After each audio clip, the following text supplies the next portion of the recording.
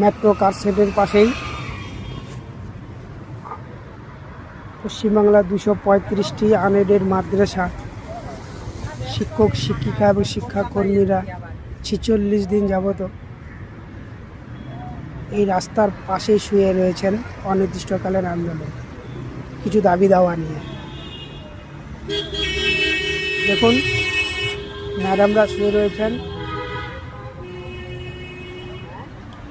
ছেলেরা অনেকেই ঘুরতে গিয়েছেন এদিকে ওদিকে।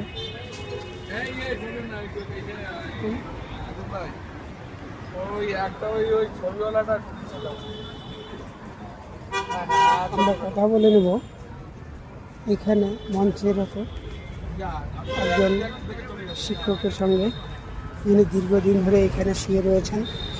আমরা তার সঙ্গে করবো তাদের দাবি দাওয়াগুলো কি। আপনারা 46 দিন ধরে এই অবস্থান বিক্ষোভে শুয়ে রয়েছেন কিছু দাবি দেওয়ার জন্য, সরকারকে দৃষ্টি আকর্ষণ করার জন্য। বিষয়টা কি যদি আপনি একটু বিস্তারিত বলতেন। আমরা হাইকোর্টের পারমিশন নিয়ে। আপনার নামটা বলেন। আমার নাম Samaresh Das, assistant teacher, Bengali উত্তর দিনাজপুর থেকে এসেছি আমি। ঐক্যমঞ্চে আমাদের হাইকোর্টের পারমিশন নিয়ে 46 দিন ধরে আমরা অবস্থান বিক্ষোভ করছি। মাননীয় মুখ্যমন্ত্রী আমাদের 2021 সালে বিধানসভায় দাঁড়িয়ে এই 235টি মাদ্রাসাকে এডেড ঘোষণা করেছিল, কিন্তু আজও পর্যন্ত কোনো বাস্তবায়ন ঘটেনি।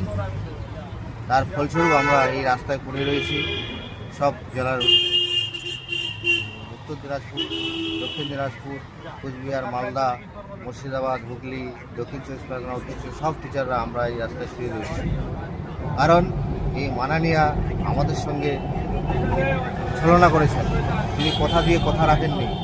আমরা আশা করছি এই আমাদের পারমিশন নিয়ে যে আমরা আন্দোলন মঞ্চে অবস্থান বিক্ষোভ করছি, এখান থেকে আমরা ছিনিয়ে নিয়ে বাড়ি ফিরব, নচেত আমাদের এখানে আমরা আমাদের প্রাণ ত্যাগ করে আমাদের লাশ বাড়িতে যাব, নচেত নয়। আমরা আমাদের দাবি দাবা পূরণ করে আমরা এই মঞ্চ থেকে আমরা বাড়িতে পৌঁছাব। আপনাদের আধিকারিকরা কি বলছে এই বিষয় নিয়ে? আপনারা এতদিন বসে আছেন, সরকারি কি দৃষ্টি আকর্ষণ হয়নি? সরকার কি জানে না?